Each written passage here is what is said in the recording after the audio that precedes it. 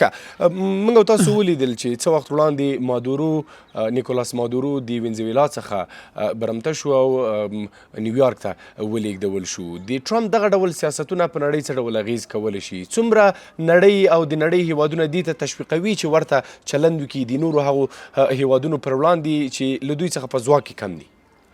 نو زما فکر باندې دا یو په عربي دغه کې کتابو کې په صرفو کې یو مثال راځي او ابایا با شازون. نو بعضې قانونونه یې چې په هغه کې قانون مراعات سوی نه وي نو بیا خلک وایي دا شاذ دي، نادر دي. نو ټرمپ په د وینزویلا موضوع داسې کړله چې د په هر ځای کې دا کار کولی شي، خو د وینزویلا موضوع شاذه وه، نادره وه.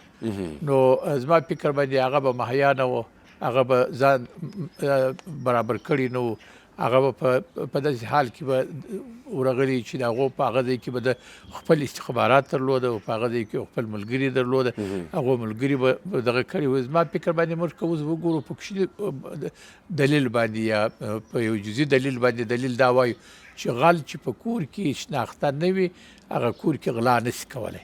نو زما فکر باندې دوی هلته په خپل په هغه منطقه کې یو اندازه تعارف و دغه یې زیات و او خلک یې ملګري یې زیات و، دا کار یې وکړي. په هر ملک کې دا چې دی بیا دا دغه کولی شي چې بیا په هر ملک کې دا کار ده کولی شي. زما فکر باندې دا د کم عقلي ده او دا د خام سیاست دی. نو دا به اوس درته خامخا معلومه شوي چې په نورو ملکو کې دا کار نسم کولی، لیکن په هغه وخت کې به دا ویل کېده چې په پلانکي ملک کې هم کولی شي، پلانکي ملک په افغانستان کې نشي کولی. مثلا د افغانستان ملک چې دی هر کور په هر کور کې ښځه او نر هغه کلشینکوف زده دي اقلا، هغه ماشین زده دي اقلا چې دا او هغه جهاد ته تشویق دي، هغه جهاد کولی شي. نو دوی دا نشي کولی چې دوی په افغانستان کې دغه کړنې په نورو هیوادونو باندې څومره اغېز کولی شي چې نور هیوادونه بیا ورته کړنه. نو زه خپله دغه خبرې ته راځم. نو زه فکر کوم چې بعضې هیوادونه داسې وایي چې د دوی په شاوخوا باندې دي چې د پلانکي هیواد نیسه پلانکي، هغه به خامخا د خوف او د بیرې سره مخ شوي چې دا کار به زموږ په ملک کې هم وکړي. نو زه فکر کوم چې اوسني حالاتو کې چې د ایران په موضوع کې دی ناکامه سو، نو اوس د دنیا مرال چې دی هغه د ده په مقابل کې قوي دی. یعنې په دوه قسمه کې، یو هغه چې هغه ملکونه چې بېرېدله د هغو څخه خوف ایسته سو، یا هغه ملکونه چې مثلا چې هغو ته تاوان نه رسېدی هغه خپله درته وایي چې موږ ستا سیاست نه دی خوښ، ستا د سیاست مخالف یو. ولې ملګري ملتونو، ولې د نړۍ نورو سیاسي بنسټونو او سازمانونو دې ته اجازه ورکړله چې ټرمپ د مادورو برمته کړي او له خپل هیواد څخه دې راوباسي؟ اول دا وایم چې دا داسې موضوع چې پیښیږي هغه ملکونه نه خبروي. زه فکر کوم آیا فکر کوئ چې متحدین به نه وخوري؟ زه فکر کوم چې خپله د امریکا خبره به وه، دا خبره چې د هېڅوک نه خوښوي او نه د چا استقلال ته یو څوک ضرر رسوي. نو زه فکر کوم چې دا خامخا د خپل ابتکارو دا یوه خبره. البته که چیرې ملکونه خبر وي، خو زه فکر کوم مستعمره ملکونه به وي. که سړی اوس وګوري د ټرمپ دغه چې دی هغه تر استعمار لاندې دي، د ملکونه چې دی بعضې ملکونه هغه د ټرمپ تر استعمار لاندې دي یا د امریکا تر استعمار لاندې دي، هغه خپله دغه ورکوي، مصارف ورکوي، هغه پور ورکوي، قرض ورکوي، هغه دا ملک ته د اطمینان ورکوي. لکه اکثره عربي ممالک دي هغه چې دی په خپل ملکو کې دي په ملتو کې محبوبیت نه لري، خو ټرمپ دا ورته ویلي دي چې موږ ستاسې پاچاهي مثبت ثابته ساتو، ستاسې سره کومک کوو. نو هغه مجبوره دي چې د ټرمپ هره خبره ومني او د هغه ځان مستعمره کړي. ښه، راځو یوې بلې ډېرې مهمې پوښتنې ته. په غزه کې موږ او تاسو د اسرائیلو ملاتړ ګورو چې څوک یې کوي او څه ډول یې کوي. دغه کار او دغه کړنې چې مثلا د اسرائیلو ملاتړ کیږي، هغلته دوی قتلونه کوي، څومره په منځني ختیځ کې د امن فضا راکمه کړې ده، څومره یې هغلته دغه فضا له ناورین سره مخ کړې ده. فکر کوئ چې دغه فضا به نور هیوادونه هم تر خپل چتر لاندې ونیسي؟ زه فکر کوم چې د هغه کې یوازې امریکایانو اسرائیل دي په غزه کې. خو د دونې ویلی سم چې په ایران کې 500 کسه مړه شوله مثلا یا 600 ورته چې ټرمپ دا وویلی چې دا 500 کسه ولې مړه شوه، موږ په ایران حمله کوو. خو دغه یې نه وویله چې په غزه کې به 80,000 نفر یا 15 زره نفر مړه کړل، کوچنیان او ښځې په میلیونونه مو بې ځایه کړل. بې ځایه کړل. نو د هغه مو بیا ولې بې ځایه کړه؟ هغه مو ولې مړه کړه؟ یعنې دا فکر د ده سره نه و چې دا په دې دنیاوال په دې باندې پوهېږي چې په ایران کې د 500 غم خورم او هلته چې دی په هغه د 15,000 مثلا یا د 80,000 مسؤل یم، هغه مسؤلیت ما په غاړه و او ما دا کار کړی دی. نو زه فکر کوم چې دا که سړی دا وګوري دا د ده خپله ناکامي ده، یو ناکامه هڅه ده. نو رالو دې ته چې اوس دنیاوال چې دی مثلا په دې باب باندې، خو زه خپله دا وایم چې دنیاوال باید چې خپل یو اواز پورته کړي. ملل متحد که واقعي ځان ته ملل متحد ووایي، د غزې پرېکړه چې دوی کړې وه په هغه پرېکړې به عملي کړي چې دوی وویل چې دا خلک مظلوم دي، مظلوم خلک د منځه ولاړه، یا دا و یا دا و، هغه دوی عملي کولی نه شي. خو معلومداره ملل متحد پورې د دنیا نور حکومتونه چې دي هغه تر یو حده پورې دوی ته تمه لري، امید ورته لري، یا پیسې ورکوي یا بل څه ورکوي، هغه د دوی طرفداري کوي. ښه، که څه هم مخکې موږ او تاسو په دې باندې وغږېدلو چې د ټرمپ هغه څرګندونې چې د افغانستان د باګرام هوایي اډې په اړه یې درلودلي هغه ګوندې عملي بڼه وانخلي. له دې څخه وروسته د هغوی راتلونکي سیاستونه به څه وي؟ آیا دا به عملي بڼه خپله کړي که نه؟ د افغانستان پر وړاندې چې دوی کوم ګواښونه کوي، کوم خبره کوي، که چېرته دغه خبرې عملي کېږي د سیمې امن ورسره څومره خرابېدلی شي او د سیمې هیوادونو ته کوم زیان اړولی شي؟ ځکه دلته ځینې داسې هیوادونه هم شته دي چې هغه د امریکا نه دي خوښ او نه هم د دوی امریکا خوښ دی، لکه چین ده، ایران ده، روسیه ده. هېڅ کله به دا ونه شي چې دی به په افغانستان کې په دغه باندې په بګرام باندې حمله کوي، راځي به بګرام ته. د څو وجوهو سره، یو دا دی چې دوی په افغانستان کې په لکهاو باندې وخت د بګرام اډه یې ونه ساتل او ناټو ورسره ملګري وو او دغه اروپایي اتحادیې دغه مملکتونه ورسره ملګري وو. 45 ملکه یا 40 ملکه افغانستان ته راغلي وو، خو په هغه وخت کې دوی دا ونه کولی سوای، سلاوې راوړې وې، تیارې دلته وې. په هغه وخت کې دوی دا ونه کولی سوای چې طالبان مهار کړي او دغه د ځان سره دغه کې حتی دا نږدې پاکستان چې اوس د طالبانو مخالفت کوي، هغه پاکستان هم دا توان نه درلودی چې هغه طالبان دغه کې، ځکه چې د ملک ته پاکستان یا ملت ته پاکستان چې هغه طالب سره ولاړو. نو زه فکر کوم چې یو دا وجه ده چې دی به دا اقدام ونه کړي او دا اقدام د په زیان او په تاوان باندې. دوهم خبره، اوس وخت بدل شوی دی تر هغه، یعنې هغه مملکتونه چې اول وارې امریکایان راتلل افغانستان ته، روسانو هېڅ غوږ ونه ګیروي. که اوس وګورو چینایانو غوږ ونه ګیروي. دا د اسیا مملکتونه او غټ مملکتونه د امریکا سره ځان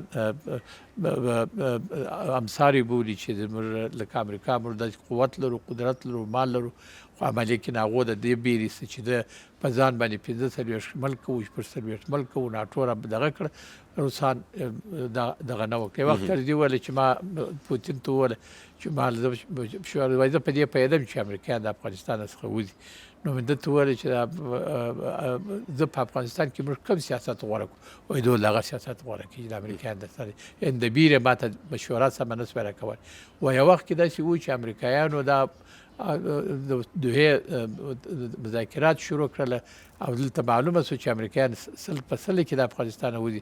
دغه پوتین ما ته دغه راکول وایي چې تا څنګه خبره کوله چې اوس زه مشوره درکړم. نو دا دنیاوال یعنې داسې بدلیږي را بدلیږي.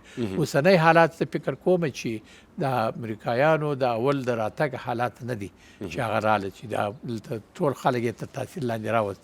اوسني حالاتو کې به خامخا د اسیا مملکتونه چې دي هغه به خوا به دی وي، هغه به لږ تر لږه پورې د امارت سره کومک کوي. مثلا ته فرض کړه لکه اوس روسان ولاس وله د غربیانو په ضد باندې امارت په رسمیت باندې وپېژندي او سفارت یې ورته خلاص کړي او نور څه وکړي.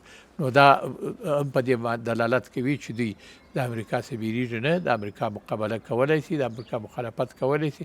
په اوکراین یو ژوندی مثال دی چې هلته هم دوی ټول ناټو، ټول امریکا او ټول مملکتونه د غربیانو هغه په اوکراین کې دغه سره ملګري دي، خو بیا هم روسانه دي مخته روان دي. ټرمپ تل وایي چې دوی غواړي په نړۍ کې سوله ټینګه کړي او غواړي چې په نړۍ کې د کوم جنګونه چې رامنځته شوي دي په یو نه یو ډول باندې دوی ته د پای ټکی کېږدي.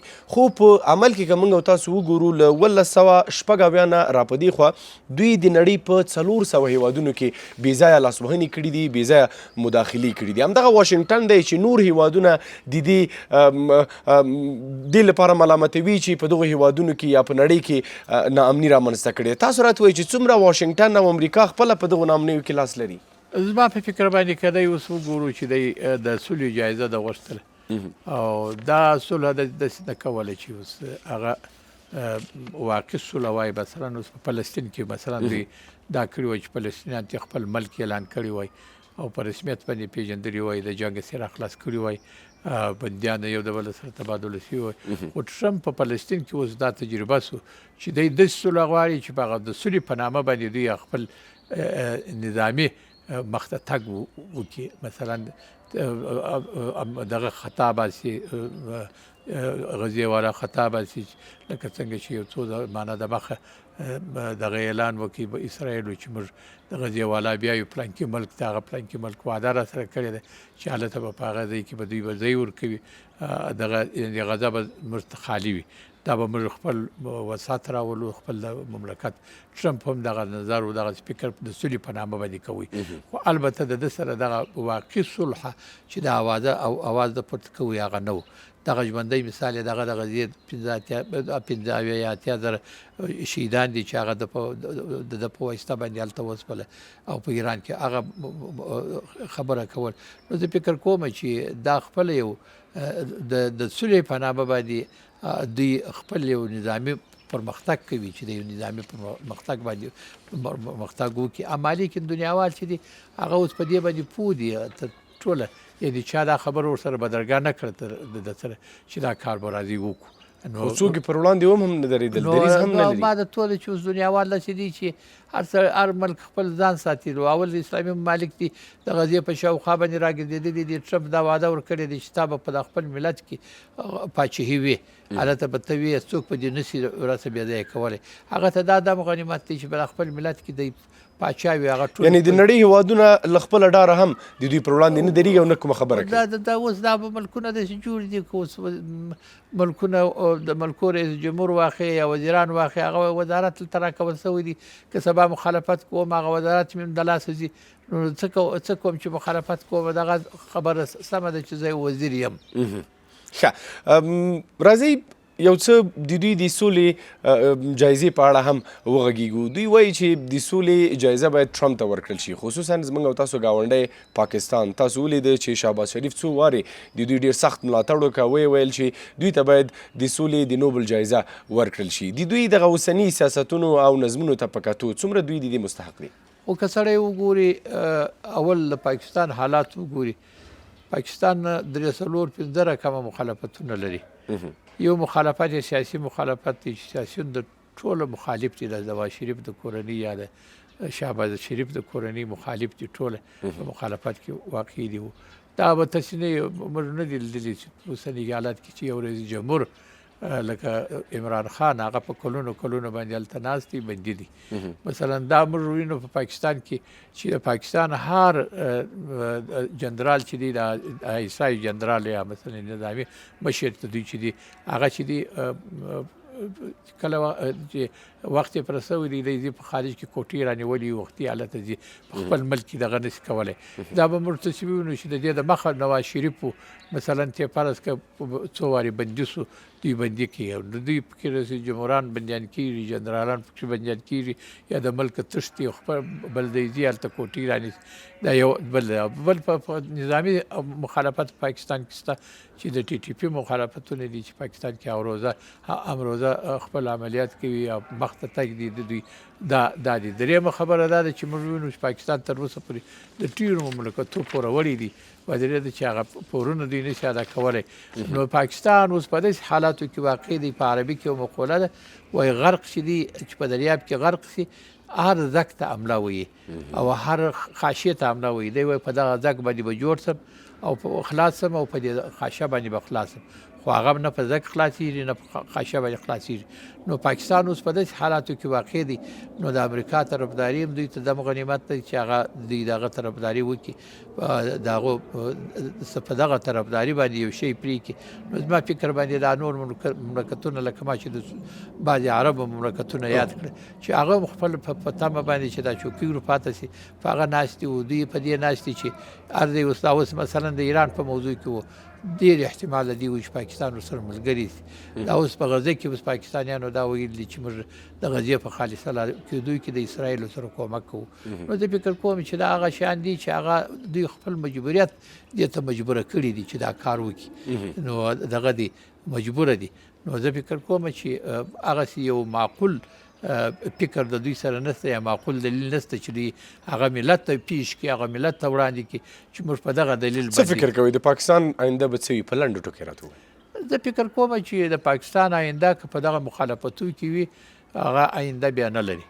اما لیکن که چیرې پاکستان راولاړ شي په اوسني حالاتو کې یو عدل و اعتدال غوره کړي و او مثلا ته فرض کړه زه څو شیان دلته اشاره وکړم. پاکستان یو جمهوري ملک دی جمهوریت پکې شته. جمهوریت هغه ته ویل کېږي چې د خلکو حکومت د خلکو حکومت هغه دی چې هغه ملي حکومت چې هغه د خلکو په خوښه باندې راغلی وي. خو اوس پاکستان چې دی هغسې نه دی. نظامي حکومت چې دی هغه په ملي حکومت باندې حاکم دی. که نظامي حکومت راولاړ شي د خپل نظامیتوب غوره کړي او د ملي حکومت لپاره خپل وظایف چې هغه خپل وظایف دي هغه ور پرېږدي او دغه رنګه مثلا ته فرض کړه راولاړ شي په سیاسي دغه کې چارو کې په نورو کې لکه وزیر جمهوریه بندي دی مثلا ته فرض کړه یا نور داسې دي یوه ډله راځي یا بله ډله تهدیدوي دا شیان د منځه یوسي دا شیان د منځه ولاړ شي نو پاکستان به بیا زما فکر باندې هغه د اعتدال په خوښولو کې باقي پاتې شي. اما لیکن که پاکستان دغه اعتدال خوښ نه کړي په دغه رقم باندې روان وي زما فکر باندې د پاکستان وخت به ډېر لنډ وي او پاکستان به د منځه ځي. ښه د پای پوښتنه دا ده چې اسلامي امارت ته څه پکار دي تر څو د امریکا د اوسني سیاستونو د ټرمپ د ګواښونو پر وړاندې هغه لاره غوره کړي او څه ډول لارې غوره کړي سمه ده؟ زه فکر کوم چې زه خپله د طالبانو د اسلامي امارت سیاست ډېر ښه بولم. اسلامي امارت یو متوازن سیاست غوره کړی دی. که د روسانو د امریکایانو په مابینځ کې وي زما فکر باندې اسلامي امارت داسې نه دي کړي چې روسان یې خوښ کړي دي او امریکایان یې شاته کړي دي. او که د دنیاوالو په باب باندې وي د اسلامي امارت چې دی هغه خپل سیاست ډېر ښه سیاست دی او ټولو پر وړاندې یو ډول سیاست د دغه په وړاندې وي د پاکستان په وړاندې وي اسلامي امارت چې دی تر اوسه پورې موږ ګورو د دفاع حالت په حالت کې دي چې د پاکستان حمله وشي په دې ځای باندې دوی خپله دفاع کوي. نو زما فکر باندې دا څوک په اسلامي امارت نشي ویلی چې اسلامي امارت ملامت دی. که اوس اسلامي امارت په پاکستان کې د حملې په حالت کې وای او نظامي تیری یې کړې وای په پاکستان باندې په هغه صورت کې بیا اسلامي امارت چې ملامت بلل کېدی. په اوسني حالاتو کې زما فکر باندې د اسلامي امارت چې دی ښه سیاست دی او خوندور سیاست. ډېره زیاته مننه. خیر اوسئ آغا صاحب چې وخت مو راکړل او بحث مو راسره وکړ. مهرباني. ډېره مننه. خیر اوسئ سلامت اوسئ. له تاسو هم ډېره زیاته مننه درنو لیدونکو چې خپرونه مو تر پای شېبو راسره تعقیب کړله. تر بیا چې زه بلال مشل ستاسو درانه چوپړ ته حاضرېږم په لوی الله مو سپارم. الله مو مل شه ښې چارې او ښه وختونه.